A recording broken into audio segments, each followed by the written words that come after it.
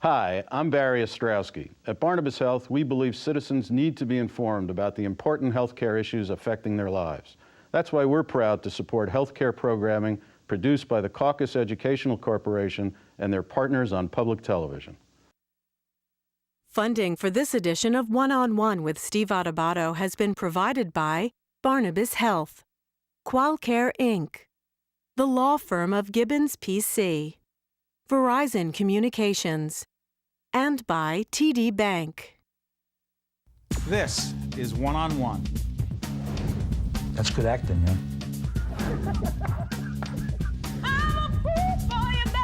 I get that a lot. I go to Atlantic City all the time, like, are you the guy? I go, no, I'm not. This is one you can't afford to miss. They thought that I wouldn't survive it, but I knew I would.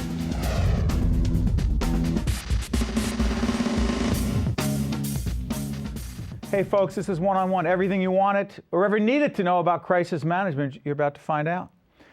Karen Kessler's in the house, co-founder of Evergreen Partners, Inc.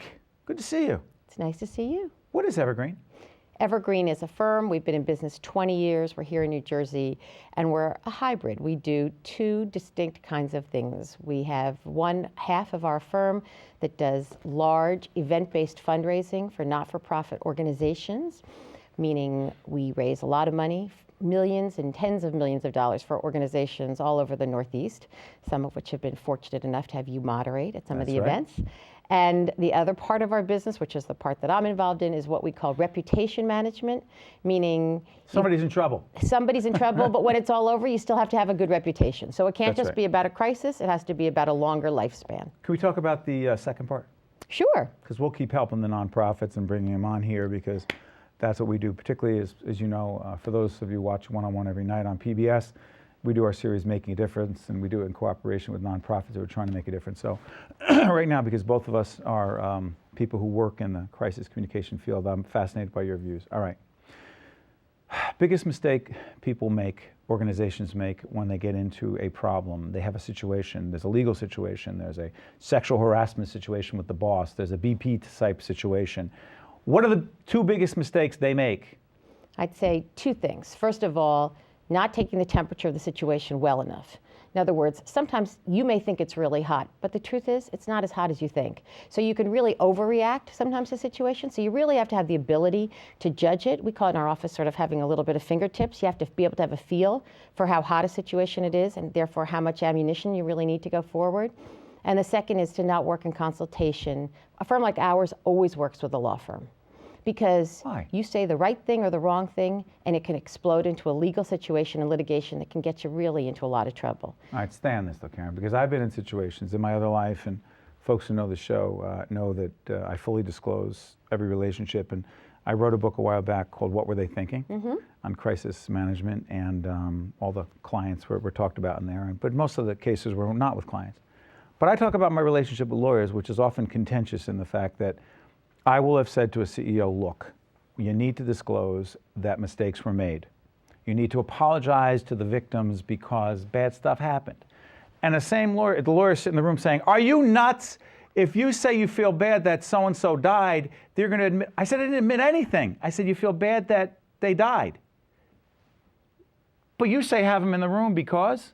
It's got to be a team approach. Go ahead. I mean, we are usually actually, even if a client wants us, we get retained through the law firm because it gives us law firm. Absolutely, because it gives us a little bit of privilege, and I really don't want to spend my life in depositions. So it's a team approach. Do we get lawyered up, as we call it in our office? Often. Do we sometimes have statements that have to go through 42 different people and it can be frustrating? Absolutely. But in the end, there's a legal strategy and we have to be there to support it. But don't you have to balance, Karen, between Of course. the legal strategy, which is often either deny, deny, deny, or no comment, right? Or we're not in a position to say anything. Or we have to minimize our exposure. All makes sense on one level, and on the other end, show compassion, show empathy, and show you give a damn. I'd say two things. Clearly, I'm not so shy that I don't speak up, but I don't say what I think is important. And second thing we say to everybody is, if you're gonna say no comment, why don't you just tattoo on your forehead, I'm guilty? Because that's how it appears to the public. Absolutely. You say, hey, I no say comment. Never say it. Never use no comment. Because the people, that sounds? It says, I'm guilty, done. You might as well just say. You might as well just say it. Now, that's not to say that you can't say something somewhat innocuous. Right. And it's not to say that there aren't other ways of saying basically not a whole lot, but you have to appear responsive. In the age of social media, in the age of YouTube, in the age of people walking around with their own little devices that can take pictures or whatever, in the Everybody's a age reporter. of Anthony Weiner, post, and a million other things. Do you ultimately assume, Karen, in your work as crisis management expert, that sooner or later it's pretty much going to become public? Everybody's a reporter. Everybody's a journalist. Everybody with a cell phone has a camera. Everybody can tweet it out. Everybody can get it out. Absolutely, there are no secrets in the big city. None. So how does it change your work? Oh, hugely changes our work. I mean, from when I started in this field to now, hugely changes our work. However, you still have to have a strategy, and the strategy still has to be worked, and you cannot be on the fly. And that's one of the biggest problems we see when we're out there is something happens, people react or overreact, get it out fast, and then the reverberations just go and go. Got to have a strategy, and the earlier you can see this coming, like anything, the better off you are. Question, because we have a mutual friend in Annette Catino, right, who is a very strong CEO at QualCare. Indeed. One of the few CEOs who happen to be a woman in this area.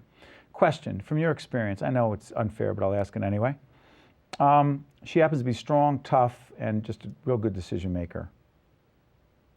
Do you sense that, in general, men and women, when it comes to making tough, hard decisions, lead and make decisions differently? Yeah, but I think it also has to do with being a founder, which she is, Right. versus being someone who worked their way up through a corporate structure. I think that has a Okay. lot to do with it too. I mean, it's not just, sort of the Helen Reddy syndrome of, I am woman and watch me roar, right? I think a lot of women are willing to take on certain issues more directly. I have been shocked at how many men hesitate. And in private might tell you exactly what they want to do, but hesitate to really sort of put it out there. And I think, again, it's one of those situations that really has a lot to do with how you came to this business and what your career trajectory was. Any part of this when you are challenging, and you do challenge CEOs, Indeed. that some folks are more willing to handle, when Tom Cruise and Jack Nicholson, in a Few Good Men, Yeah. I want the truth. Right. You can't handle the truth. Right. Find a lot of CEOs, they can't handle your truth. We start every assignment sort of the same way, which is we say, it's sort of like being a doctor. We're like a proctologist. We're going to go right up your rear. Did you have to go with proctologist? That's just where we go. And we say, and you got to give it all out to me now. And if you can't start out that first meeting giving it all to me, and if I find out 2/3 of the way through the assignment that there was all kinds of stuff that wasn't there, we can't do that anymore. Because in the end, the reason that we're good at what we do is we have the integrity and we have the relationships with the media and we have the ability to really be honest. And I'm not going to sit there and make up a story that's not true. And if you're going to make it up and tell me something that's not true, this is not about fairy tales. There's just too much out there, too much at stake. Real quick before I let you out here on the nonprofit side, a lot of nonprofits we work with say, isn't it enough that we just do a good job and we help people and, why should we be involved in branding and marketing and promoting ourselves? And you say, oh, listen, I have to say, if there ever was an industry or a field that really had to struggle and reposition themselves, it's the not-for-profit community in times of economic difficulty.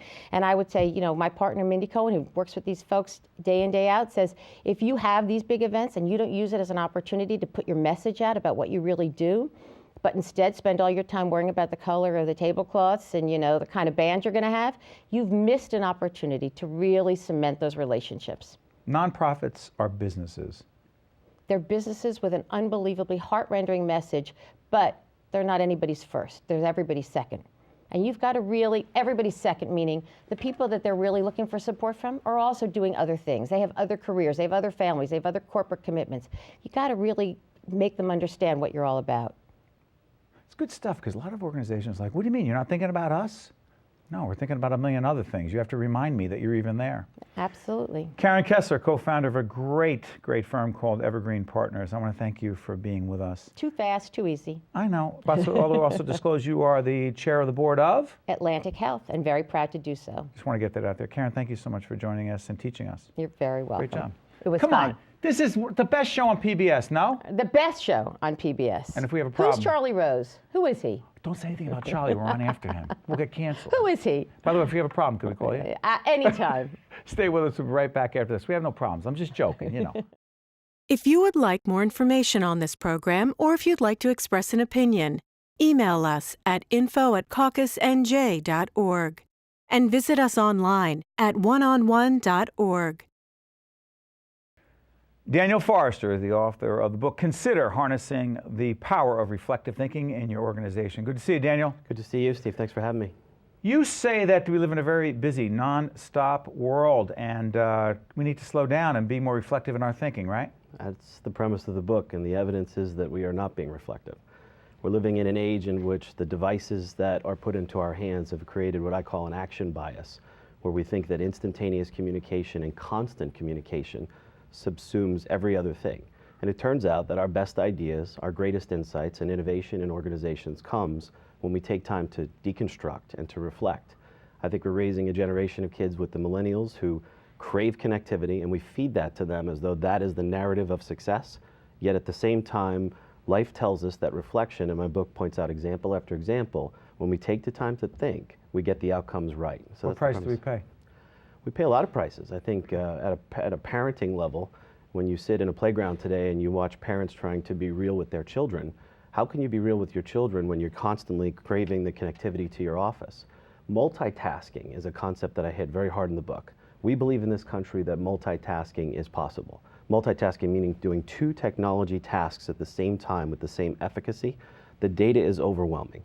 I can only have a conversation with you, Steve. I cannot crank an Excel spreadsheet at the same time. And if I try to do the two of them, I will degrade this conversation and my numbers will be meaningless. Yet our narrative is just read job descriptions today. Please come into our firm. We want multitaskers. And watch people in cars. What is the cost we're paying for that? Texting while you're driving. There's a machine that weighs 2 tons while you're trying to text to a friend because we're craving this connectivity. And by the way, it's not the devices and it's not technology. I have an iPhone.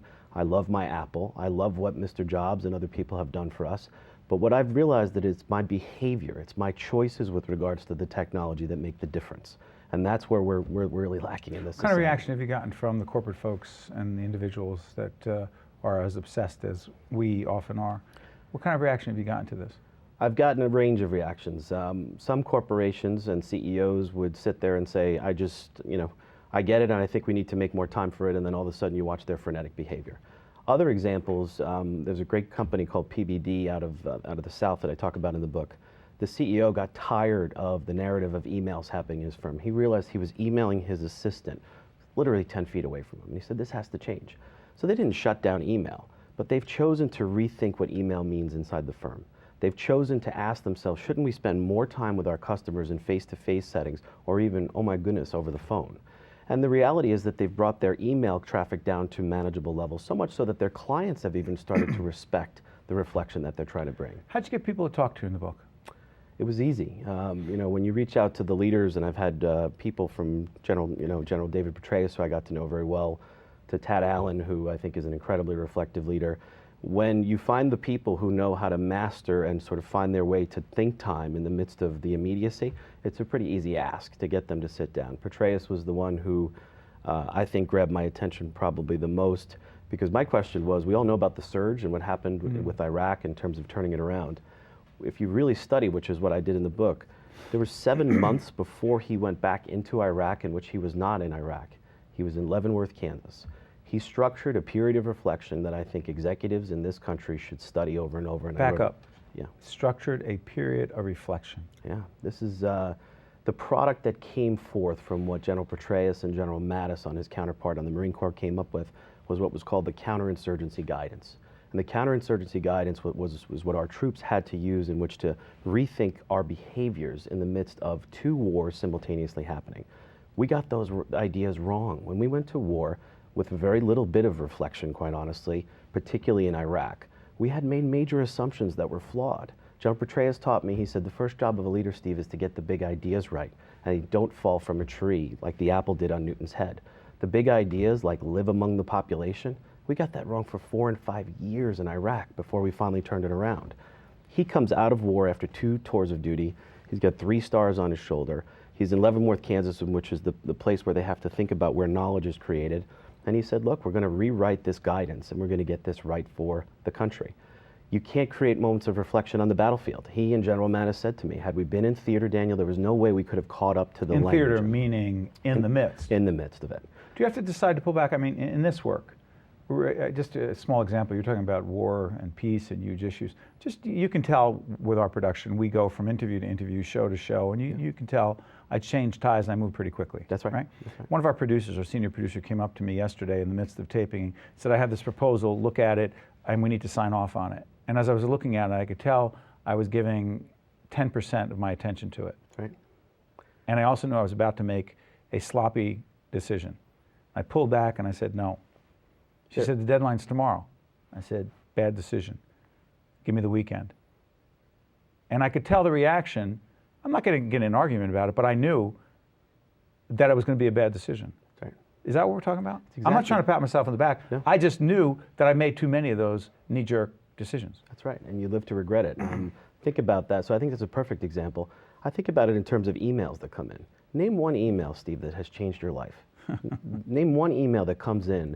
And by the way, what happens with email and the connectivity that is around us is that everything suddenly seems important to someone. Everything. The reality is that I can only do one thing at a time. This brain is not capable of multitasking. And that when I give short shrift to a single thing, I'm going to make some big mistakes. So being in that moment that you just said where I'm going to take the document and read it, I'd argue there's probably little consequence for it. You're going to make a better decision for it. Yet the narrative around you is, why can't this be done faster?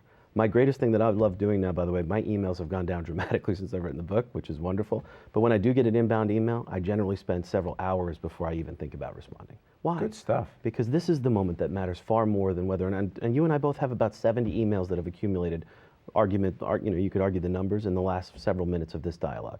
Are they important compared to this? We'll get to them. And by the way, some of them I may never get to. In the moment. In the moment. Be present. The name of the book is Consider, Harness the Power of Reflective Thinking in Your Organization. The author is Daniel Forrester. You've taught us a lot in 7.5 minutes. Thank you, Daniel. Thank you for having me. Glad you joined us. Thank you. Good stuff. Good stuff. Stay with us. One-on-one. We'll be right back right after this, In the Moment. If you would like more information on this program, or if you'd like to express an opinion, email us at info@caucusnj.org and visit us online at oneonone.org.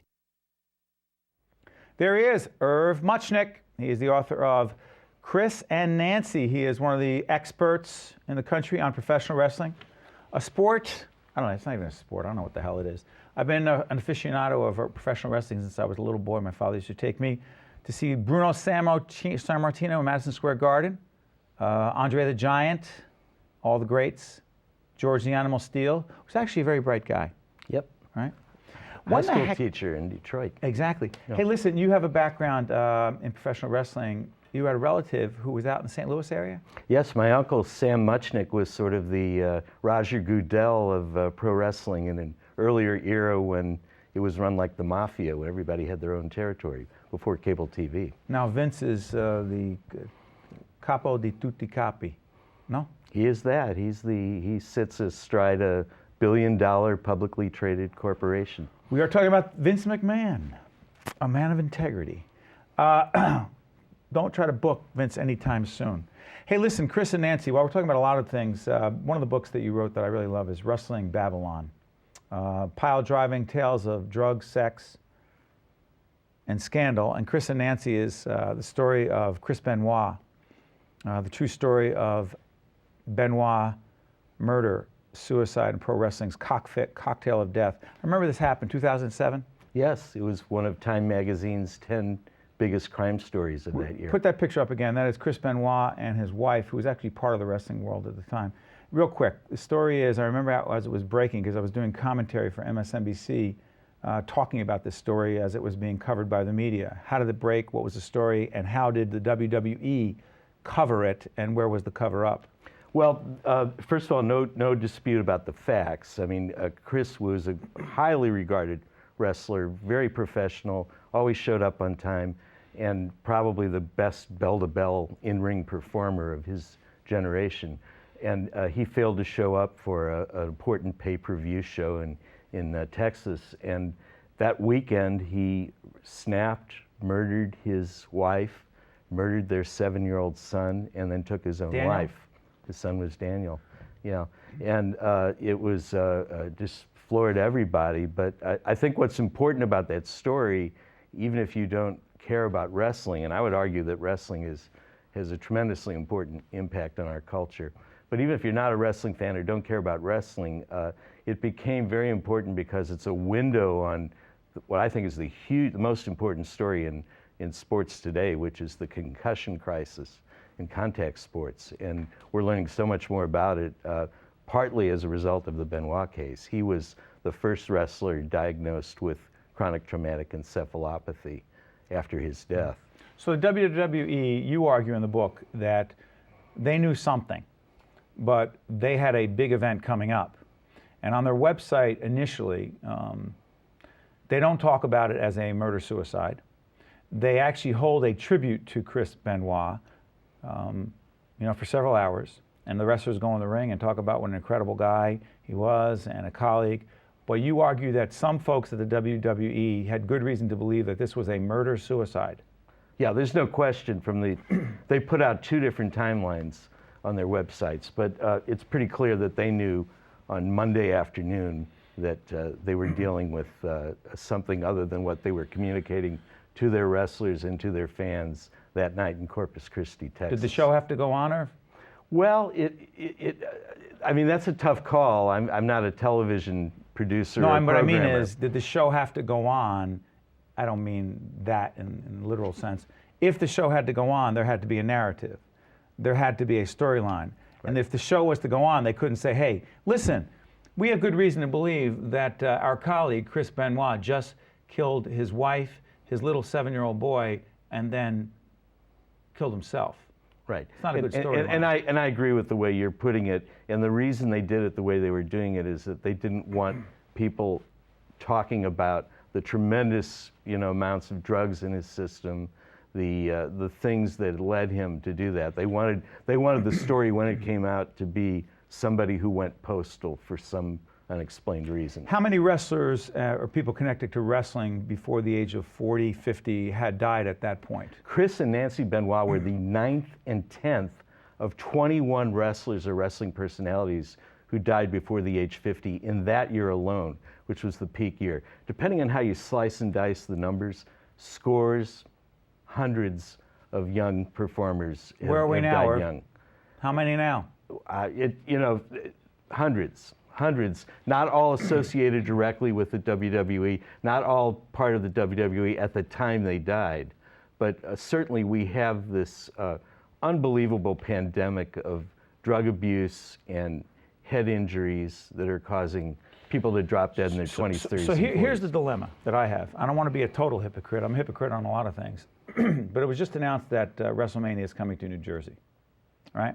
They're going to bring a lot of money into the state. It's a big deal. Coming to the Meadowlands, right, guys? That's correct. Vince McMahon was here.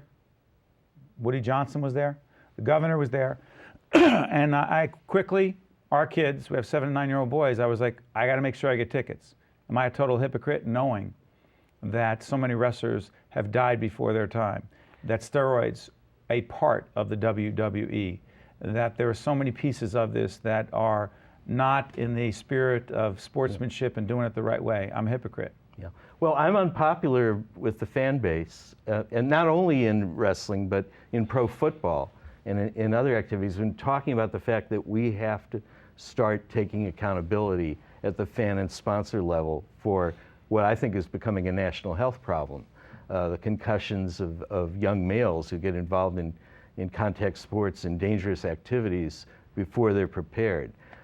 So it's a complicated question, but I think that as the cities and states like New Jersey line up to make bids for WrestleMania, Are we they're not contributing alone, to though. it, Irv? I mean, President Obama went on Monday Night Raw during saw the it. 2008 campaign. Are we contributing to what you're talking about?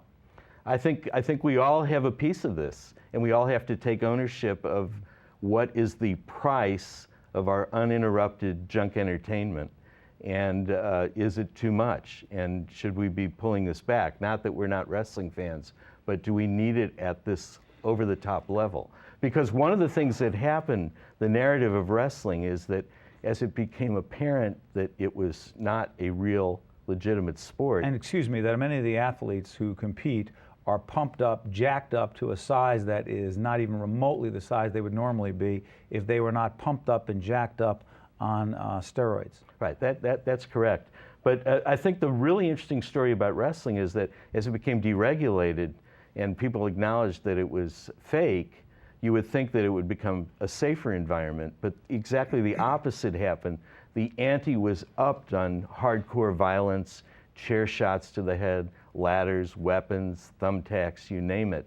And so I think, although the argument that wrestling shouldn't have been regulated, which, by the way, Rick Santorum, the presidential candidate, was a lobbyist for WWE in the 1980s. I don't hear him talk about that in the presidential campaign, but go ahead. Yeah, as we acknowledge that wrestling shouldn't have been regulated, it's quite the way that boxing is, it still needed some kind of control, some kind of break on these activities of performers and promoters. You know, I knew this was going to happen on this show because I'm going to want to talk to you after we get off the air and we'll roll a little bit more tape.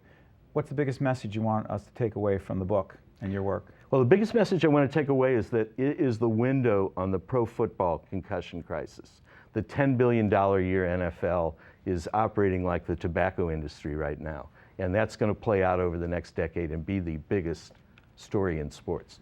Irv, you're a great writer. Thank you very much. I've loved reading your work. Irv Muchnick is the author of Chris and Nancy, and he's author of great books. Check out his stuff, and we're going to keep the cameras rolling right after this. I want to thank you for coming all the way in to do this from California. Thank you, Steve. Really appreciate it. Good stuff. Yep. Funding for this edition of One-on-One with Steve Adubato has been provided by Barnabas Health, Qualcare Inc., the law firm of Gibbons PC, Verizon Communications, and by TD Bank. Promotional support provided by The Record, North Jersey's trusted source, and northjersey.com. Transportation provided by Airbrook Limousine, serving the metropolitan New York, New Jersey area. One-on-One with Steve Adubato has been produced in partnership with St. Joseph's Healthcare System. I'm John Campbell, Berkeley College, class of '98, associate's degree in paralegal studies. I'm Busi Matsiko Andan, Berkeley College class of 2004, bachelor's degree in business administration. Melvin Montalvo, class of '91 and 2003, degrees in accounting and management. Simi Papachin, class of 2001, bachelor's degree in business administration. From different walks of life, our students succeed in different ways, yet their first step is exactly the same. Berkeley College. I'm Steve Adubato. Join me for the next edition of Caucus New Jersey, Taxes, Healthcare, Education, and the Economy. I'll ask the questions that you want answered. Airing on NJTV, 13, and WHYY. Check your local listings.